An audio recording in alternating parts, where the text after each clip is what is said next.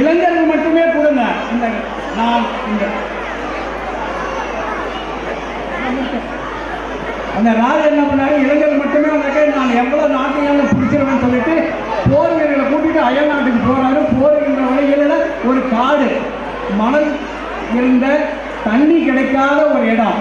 போர் வீரர்கள் எல்லாருமே வராங்க. பசி பட்டினி தாகம் எடுக்குது. ரொம்ப தாகம் எடுக்கும் போது அந்த போர் வீரர்களை ஒருத்த மட்டும் என்ன செஞ்சான்னா, என்னுடன் ஒரு மூட்டை நான் எடுத்துட்டு வரேன்னு மன்னர்கிட்ட ஸ்பெஷல் பர்மிஷன் வாங்கினான். மூட்டை கட்டி தோல்ல சுமந்து வந்தான். அந்த மன்னர் வந்து தண்ணி எங்க இருக்கு, வீரர்கள் இறந்து விடுவார்களே, சென்று போய் பார்த்து வாருங்கள் என்று சொன்னார்.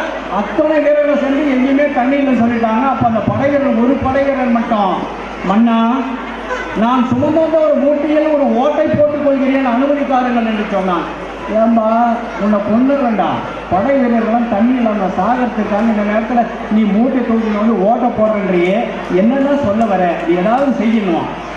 சொன்ன உடனே கோணியில் ஒரு ஓட்ட போடுறான் மூட்டையில். பிறகு மன்னர்கிட்ட வந்து சொல்றான் அந்த படை வீரன், மன்னா நீர் இருக்கும் இடம் எனக்கு தெரியும், என்னை அனுமதியும், நான் போய் நீர் இருக்கிற இடத்தை நான் கண்டு வருகிறேன் என்று சொன்னார். ஒண்ணுமே புரியல மன்னருக்கு. எவ்வளோ பேர் சொல்லிட்டா நீ லூசு மாதிரி பேசினு இருக்கிறியே, நீங்க பேசுற மாதிரி இல்லை, லூசு மாதிரி பேசினு இருக்கிறேன்ற மாதிரி சொன்ன உடனே அந்த படை வீரன் ஒரு 4 படை வீரர் கூட்டு போயிட்டு ஒரு இடத்துல போனால் அங்கே தண்ணி இருந்துச்சு. தண்ணி இருந்தவங்களே குடிச்சிட்டு தண்ணி எடுத்து வந்து எல்லாம் மற்ற படை வீரர்களுக்கும் கொடுத்தான். மன்னர் ஒரே ஆட்சியில், உனக்கு மட்டும் எப்படி தெரிந்தது? மன்னா நான் சுமந்து வந்த மூட்டையை என் தந்தை வயதானவர்களை சுமந்து வந்தேன். அவர் ஓட்டை போட்ட உடனே கையால் இந்த விரலில் ஒரு இடத்தை காட்டினாரே, அந்த இடத்துக்கு போன உடனே தண்ணி இருந்துச்சு. அந்த தண்ணியை குடிச்சிட்டு நான் உங்களுக்கெல்லாம் எடுத்து வந்தேன். கூப்பிடியா யா மூட்டை கட்ட பெரியவரை கூட்டு வந்து அவர் நடுங்கி போய் நிற்கிறார். மன்னா நான் ஓய்வு பெற்ற படைவீரன், வயதில் முடிந்தவன், நீங்க அனுமதித்துக்கு நான் உங்களோட வந்ததுக்கு 10 மணி விஷயத்தை சொல்லுப்பா. உனக்கு தண்ணீர் இருக்கிற இடம் எப்படி தெரிந்தது? மன்னா தண்ணீர் இருக்கின்ற இடத்தில் மேலே பறவைகள் பறந்து கொண்டிருக்கும், தண்ணீர் இருக்கின்ற இடத்தில் மேலே பறவைகள் பறந்து கொண்டிருக்கும், அந்த இடத்தை நான் கண்டேன், ஆகவே அந்த நீர் இருக்கிறதை கூறினேன், ஆகவே நீங்கள் உயிர் பிடித்தீர்கள் என்று சொன்னார். இதிலிருந்து என்ன தெரிஞ்சுக்கணும்னா, அறிவும் ஆற்றலும் மிக்க ஆசிரியர்கள் சொல்வதை உங்களை விட அதிகம் படிச்சுங்க, உங்களோட அதிகம் தெரிஞ்சவங்க ஆசிரியர் சொல்வதை நிச்சயமா கேட்கணும், அனுபவம் மிக்கவர்கள். இந்த கதையை ஒரு உதாரணத்துக்காக சொல்றேன். நல்லா இருந்துச்ச கதை, கை தட்டுங்க. சீக்கிரம் கேட்டீங்கன்னா சீக்கிரம் விட்டுறேன். இன்னும் ஒரே ஒரு சின்ன கதை. இந்த மழை வரலன்னா பூஜை செய்ய போவாங்க இல்லையா, மழை வரலன்னா போய் பனைமரத்தாண்ட ஏரி கோடையில் போய் பூஜை பண்ணி மழை வரத்துக்கு விழா எடுப்பான். எல்லாரும் போனால் ஊரில் மேலே வச்சு எடுத்து போகும்போது ஒரு குழந்தை மட்டும் என்ன பண்ணிச்சான், மழை வருதா நான் ஒரு கொடை எடுத்துக்கிறேன்னு குழந்தை எடுத்து வச்சான்.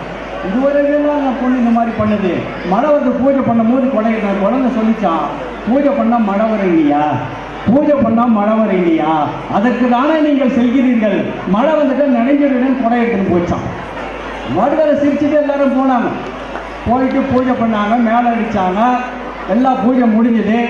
மழை வந்தது, மழை வந்தது. குழந்தை மட்டும் கொடையை பிடிச்சிக்கிட்டான். அத்தனை பேருமே ஆச்சரியமா பார்த்தாங்களாம். இதுல இருந்து என்ன தெரிவது? குழந்தை சொல்வதை நம்பியது. குழந்தை பெரியவர்கள் சொல்வதை நம்பினார்கள். ஆனால் பெரியவர்கள் மாவட்ட கல்வியாளர் நிறைய விஷயங்களை சொன்னாங்க. பெரியவர்கள் நீங்க நம்புறீங்களோ செயல்படுங்களோ தெரியாது. மூக்கில் ஊட்டுறீங்களா, வாயில ஊட்டுறீங்களா, மொபைலை கையில கொடுத்துட்டு டிவியை பார்த்துட்டு ஊட்டுறது போற இதெல்லாம் நடக்குது.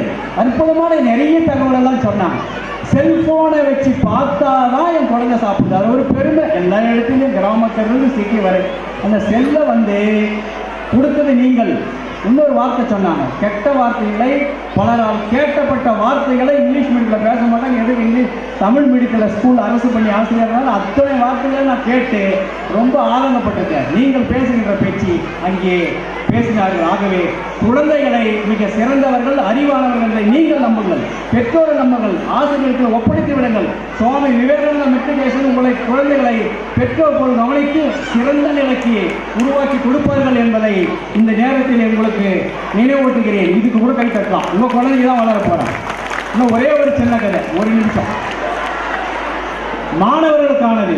மாணவர்கள் கேட்டால் நல்லா இருக்கு. ஒரு ஊர்ல ஒரு மாடு கண்ணு போடுது. மாடு கண்ணு போடும், பசு மாடு போடுமாடா. அவனுக்கு கண்ணுக்குட்டி மேலே ரொம்ப ஆசை. அந்த கண்ணுக்குட்டி தூக்கி ஹோட்டலுக்கு அப்படி ஒரு மாதிரி நழுவி தூக்கி தோல்ல வச்சுக்கலாம் முடியும் இல்லையா? இங்கே படிக்கிற 12ஆம் வகுப்பு மாணவன் வந்து கண்ணுக்குட்டி தோல்ல வச்சுக்கலாம் இல்லையா? தூக்க முடியும் தானே? தூக்கி வச்சு அப்படியே ஒரு தெருவில் அப்படியே ரவுண்ட் அடித்தான். டெய்லி அந்த கண்ணுக்குட்டி தூக்கி வச்சு ரவுண்ட் அடிச்சுனே இருந்தான். தினந்தோறும் அந்த கன்றுக்குட்டியை தோளில் சுமந்து வந்தான். ஒருவர் ஊருக்கு போயிட்டு வந்தார். பெரியவர் வரும்போது பார்த்தா அந்த பையன் ஒரு எருத தோல்ல சுமந்துன்னு வரான். எருத சுமந்துறானே இவனால எப்படி முடிந்தது? ஆச்சரியமா பார்க்கிறான். எருத தோல்ல சுமக்க முடியுமா? பெற்றோர்களே, கன்றுக்குட்டியை தினந்தோறும் சுமந்து வந்தான். இன்றும் சுமந்தான், நாளையும் சுமந்தான், மறுநாளும் சுமந்தான். மேக்ஸ்ல 12 சப்ஜெக்ட் 12 சாப்டர் இருக்குது இல்லையா? 12th ஒரே நாளில் நடத்திட முடியுமா? ஒரே நாளில் படிச்சிட முடியுமா? அன்றன்று படிப்பதற்கு மிக சிறந்த உதாரணம் அந்த எருதை தோளில் சுமப்பது. அவன் சுகமாக தான் இருந்த தவிர சுமையாக இல்லை. தினந்தோறும் அதை தொடர்ந்து செய்ததால் அவனுக்கு எளிமையாகிவிட்டது. ஒரே நாளில் முடிகிற விஷயங்கள் கிடையாது. மாணவ செல்வங்களே, பெற்றோர்களே, ஜூன் மாதம் தொடங்கியதிலிருந்து தேர்வு எழுதுகின்றவரை அன்றன்றைய பாடங்களை அன்றன்றை நடத்துவதற்காக பல திட்டங்களை வகுத்துள்ள இந்த பள்ளியினுடைய முதல்வர் அவர்களே, தாளாளர் அவர்களே, அவர்களுக்கு நீங்கள் உறுதுணையாக இருக்க. அன்றன்றைய பாடத்தை அன்றைய படிச்சிடணும். அப்படி படித்து நான் கன்றுக்குட்டியை தோளில் சுமந்தவன் எருதை சுமப்பது போல பள்ளியினுடைய அரசு பொதுத் தேர்வில் அத்தனை மாணவர்களையும் மிக சிறந்த மதிப்பெண் பெற்று வெற்றி பெறுவார்கள் என்பதை நிச்சயம் என்று கூறி எனக்கு பேச வாய்ப்பளித்த அத்தனை நல்ல உள்ளவனுக்கும் நன்றி பாராட்டி விடைபெறுகிறேன். வணக்கம்.